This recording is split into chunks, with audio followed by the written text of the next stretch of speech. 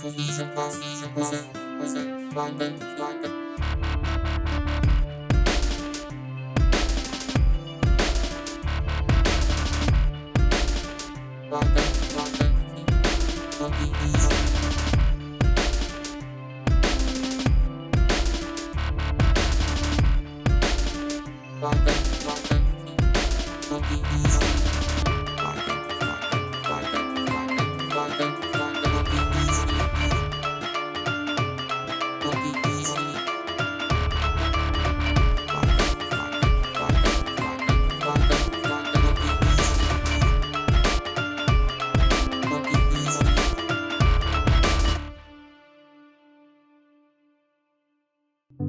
This film will explore identity.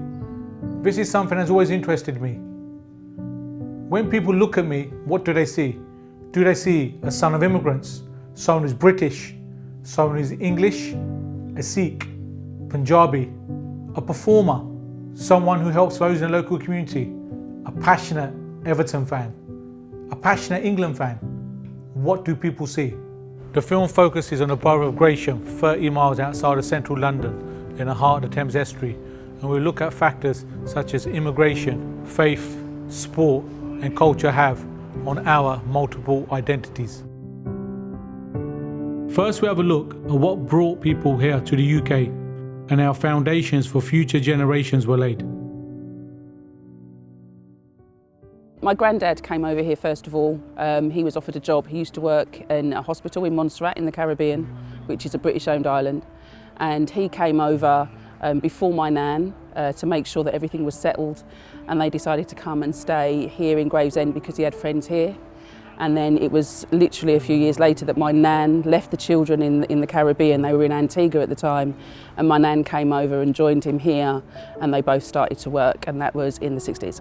My dad came to the UK in 1963 from North India, Punjab, primarily a agricultural community.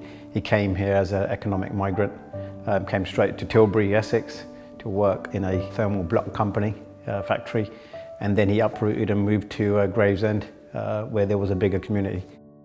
My mum came here 6-7 years later in 1970 when she married my dad. Both my grandparents, Sarjit Kaur and Joginder Singh, came from two different villages in Punjab, which is in the north of India. And they brought with them a very, very strong sense of family, unity and faith. My father came over in the 60s as part of the voucher because he fought in the war. My mum and my brother actually joined him 7 years later. I was actually born in Bradford, and from Bradford that's where a lot of first generation male kind of settled because of the kind of work that was actually available there. My uncle came across to Kent kind of just to see what was actually available. So he kind of came first and then Dad followed. I first came to England in 1958 at the age of 10.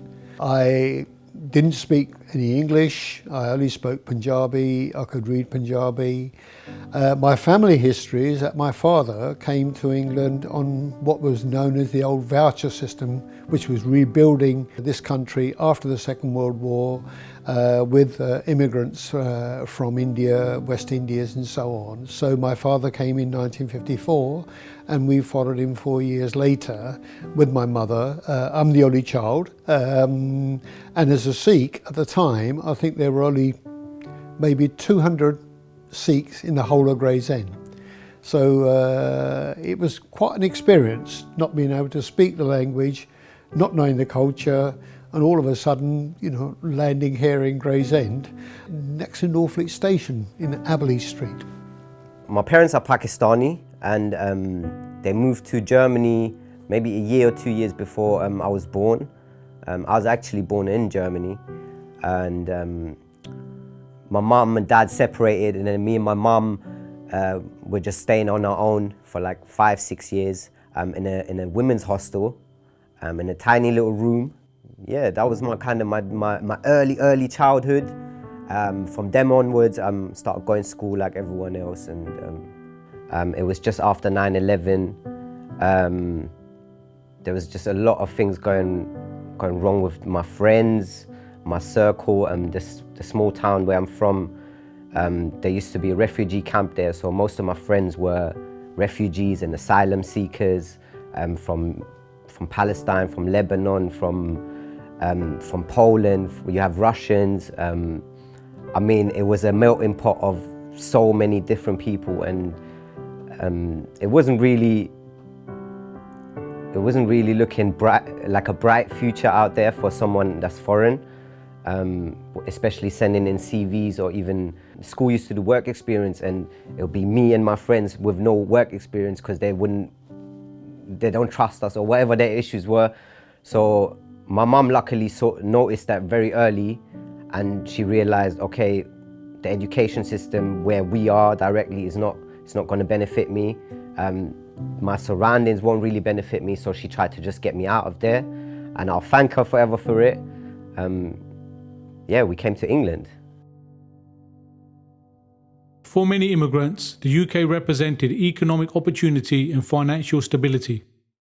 It was a place that had the potential to provide their children with a life that they never had. What wasn't factored in, however, was the impact that growing up as other would have on many first and second generation individuals. As an ethnic minority, there is always that struggle that you go through as a young child, specifically when you enter around primary school, nursery, then to primary school and on, that you kind of wish you were less obvious. I mean, that could be anything, because your skin colour or the way your name sounds or the way people pronounce it. People know me as Carol. I do have an Indian name, but from childhood, my mum was poorly, so an English lady was actually looking after us while she was in hospital. She kind of had difficulties actually saying our Indian name, so she actually took it upon herself to kind of give us English names. So all our siblings, we've all got English names. I was kind of confused when I was at school. Should people call me Carol? Yet when my name was actually being called out by the teachers at the start of school, I stood there. I just stood there because I didn't know my real name.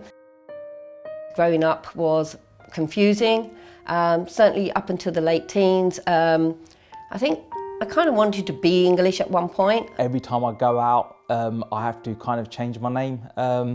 One instance, I applied for a job and I applied it under my actual name, my full name, and I didn't get a response. And then at another occasion, I applied for this a different role, and I changed my name, and I got an interview. So it's just one of them things that happen. Even when I go out, I never actually tell people my name, because I think when you're out and you're like, you know, trying to just talk to people and you're trying to explain your name with the loud music, it just doesn't go. So I've actually just kind of changed my name to an English name, and I think a lot of people find it quite funny, and they always say to me, why? How did you get one name from another? So yeah, when I go out clubbing or when I go out at night, my name's Calvin. I think every child who's of an ethnic minority goes through that they kind of wish that they had like an English name. Lunch that didn't particularly smell different at lunchtime. Parents that could speak fluent English. So I think every child goes through that. You go to school for the first day and you can't really banter with everyone the way you would, and everyone's just looking at, why is this guy so weird? Why is he not talking? Why is he an introvert?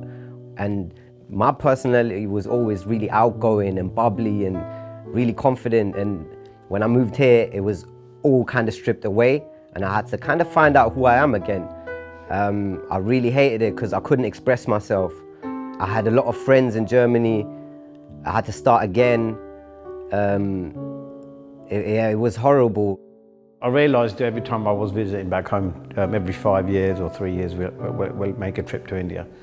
And when you go back home, you realise that you come from a different background from your friends locally. And I learned a lot about my heritage, my language, the farming culture, going back numerous times to India.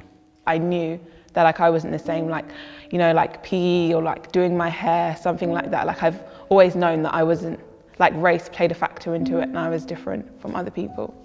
As well as losing their sense of belonging, minority communities also suffered from discrimination, racism and prejudice from host communities for no other reason than the fact that they simply looked different.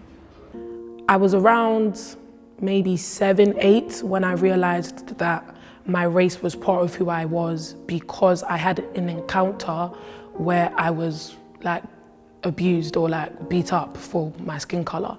And I feel like that's when I realised that being black was who I am and it was part of who I am, and I would have to grow to learn, love and accept who I was, even though other people might not agree with that. I quite often used to see, especially walking home from school, the NF, the National Front symbols sprayed on walls, and then moving forward it would be the C and the 18 for Combat 18.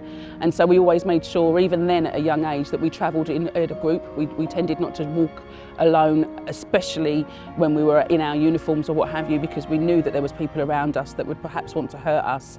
And even though my mum was quite proactive, she was a member of the Race Equality Council, she was chair of the Police Liaison Committee, she was on the board for the Churches Housing Association, so dealt with a lot of vulnerable people in that respect, you still had to have your guard around you. We had great neighbours and there was really that good community feel. But as I went to secondary school, this was probably the first time I started to experience different views on Asians, and then I started to hear the normal derogatory terms that we're used to hearing now. And this was an awakening for me, and somewhat disturbing at that time. The first time I had someone who treated me differently was in school. Someone said the P word. I think at first I was like, well, what do you mean by that? From then it just kind of stemmed on, seeing all these different experiences. It could be the fact that, you know, I would just walk past them and they'll just look at me and just, you know, make slurs like, oh my God, you smell. You know, it's always like that for me, you know. Got it in school, you know, from most of the English people that I was in class with. I think when starting from my grandfather and speaking to him in those early years of the challenges that they faced when they first arrived into UK, you know, obviously they're coming into a different environment, a different language. They didn't speak the sort of English language, so they had to get through. And my father, who started work at the age of 14, working in the farmlands, progressed quite well into working in the construction environment. And again, in that environment, he faced his own challenges of, you know, racial slur, because he looked different. He had a turban, which made it difficult. There's a common thread that stood out in all their stories. It wasn't the fact that they faced challenges, but rather how they overcame these challenges. When we established Gurvinder Football Club in 1966, we went through some horrendous challenges in terms of what I call direct, open, visible racism. In matches, we would be called calls like "go home packies," "go home wogs," "go back to where you come from." And that used to sort of frighten us at first, but then eventually, through improving our skills, improving our game, being physically fit, we were able to show very visibly how we were actually equal. And, you know, after a period of about 8 years, we started to win those games, we started to draw those games, and that brought us respect, that earned you respect. The more and more we played against these teams, and the more and more we focused and we started to get to know them, you break those barriers down, you don't let them win. And that's exactly what I've done key when we're growing up now with Punjab doing that. Yes, we've experienced that racial element, of course we have, you know, but I've never let them win. No, I'm not going to walk off a pitch. No, I'm not going to let them get the better of me. No, you can swear at me all day, I don't care, you know. When people used to call me a Paki or whatever, I say, oh, no, I'm not a Paki, I'm a British Sikh. They used to say, well, go and do your homework, you know, find out what a Sikh is. You know, and then you started to break down these elements, and when you start to see these same people around town, you know, in the same pubs, they drink in the same places with you guys, then start shaking you around, oh, I played against them on Saturday, he's a good player. You know, they're a good side, they're all right, they're not bad. And that's how you break down barriers. You know, now some of the people I used to, you know, who used to say those sort of things, their kids are playing for me on a Saturday, their kids are playing with me on a Sunday. You know, they come and follow the football club. Why? Because you've broken down those barriers over the years, and you know, you don't let these people win. You know, a small minority of people who do say these sort of things, they're trying to sort of, you know, cause that element of rift, and you don't let them win. The way to succeed in life is through being proud of an identity, but it's actually through learning the lessons from that sort of experience of direct racism in sport, in culture, and then applying that and say, actually, how do I make myself a better person? And I think the underlying theme in that is, actually, if you really want to fight discrimination, if you really want to challenge it, if you really want to get on, what you have to do is to learn and be smart and actually be prepared to put in a lot of hard work, but also persevere and say you're not going to give up until you succeed. Looking at Sikh history, there are many examples of inspiration, valor, commitment, community spirit that inspires you, that people of that time had some really difficult challenges living in that period. And when you look at that and read that Sikh history of those individuals, that really inspires you as an individual that what you're facing today is nothing compared to what they faced in that period and at young ages. So to me, that's always been an inspiration. History is really important, that you understand it and it underpins your values that you live today and helps you to strive. The best way I deal with racism now is obviously killing with kindness, and that's the best way you can actually do it. You know, it doesn't mean that I'm scared of them or anything like that. It just means I just haven't got time for it. You know, just because someone's saying something, you know, racial towards me doesn't mean that I'm fearing them. No, it just means, you know what, you know, you can say what you want, but at the end of the day, I'm still British. I'm still proud. I'm still happy of my culture. You know, there's nothing you can do. My race and my family and my upbringing, at the end of the day, that made me a stronger person, because if I didn't go through that, I wouldn't have like such a strong foundation in myself. If I didn't know that, like, you know, this is who I am, then certain situations in life, I probably wouldn't have been able to get through them. I think it's really important to remember that you actually create your identity. You can have your cultural and ethnic background. You can have influences from where you grew up. You can have influences from your family makeup. But to ensure that you are resilient, it's all about having that confidence in who you are and what you stand for. And that ultimately will form your identity. And that can be a combination of all of the elements from growing up, from your work experiences, your school experience, and just experiences from life in general. Listening to these stories, we understand that identity can be informed by different factors, including culture, upbringing, family, and even one's faith. It is these factors that have helped form the foundation of our core values and have helped many in overcoming their challenges. Awareness of Islam became so important after 2001. We faced extreme backlashes as a result of terrorism around the world. So as a result of that, we had to convince people Islam is not about violence, it's about peace. Organising events for the Muslim community, such as a major event we had at the Woodford Halls, where we invited community members, dignitaries, etc. 3 years we ran these conferences, and they were well received and well publicised in the media as well, in a good light. And this helped to put Gravesham Mosque on the map and Muslims on the map. For me, identity with the Sikh community and as a Sikh has been the common factor in all my life. So, for example, working in local government, I started with the GLC in 1971, and they appointed me to the London Fire Brigade, which was white, male-dominated organisation. My first day experience was that one of the chief officers there said to me, "We don't need your sort around here." You can imagine my horror at 35 years of age, turning up for a very sort of middle management post and being told by a chief officer, "We don't need your sort around here." I went back to my office and sort of cried. You know, if you can imagine a 35-year-old thinking, why? What caused that individual to make that comment to me? And it destroyed my confidence for the rest of the day. I came home and thought, shall I resign? I'll just go to my boss at the GLC and say, I don't want to work here anymore. But then you go back to your identity, which is your community identity, your faith identity. And I said, but would my father as a Sikh, my grandfather, and would our teachings of Sikhism actually allow you to do that? And the answer was no. What you do is you go back and you challenge it constructively. So the following day, I went back to the same chief officer and I said, Tom, I said, I've reflected on what you said to me yesterday. I want you to know it hurt me. I said, but I'm here to stay. Now it's down to you. From that day onwards, I never looked back.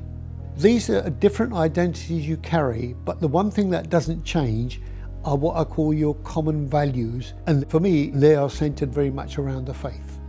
They look at us as a talent agency, a hip-hop collective, a youth organisation that brings opportunities. But the most important thing of it is they look at it as these guys are helping every background, every race, any gender. They're not judging.